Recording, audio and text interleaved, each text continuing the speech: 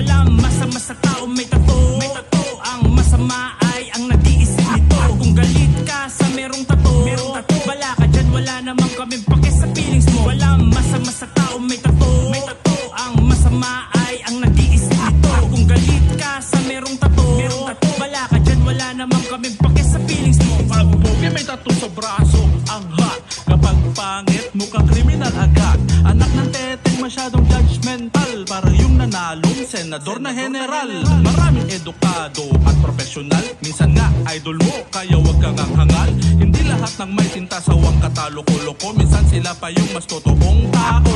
Kaya sa trabaho don't discriminate, bigyan ng chance and lift their faith.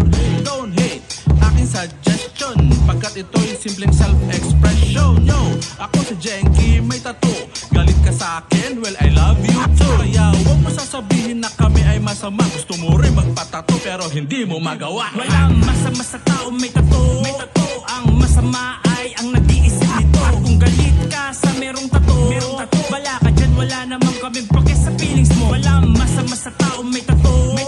Ang masama ay ang nag-iisip nito. Kung galit ka sa merong tato, bala ka dyan, wala namang kaming pake sa feelings mo. Yo, ako ay bordado pero hindi gago. Wala akong puwang sa utak nyo na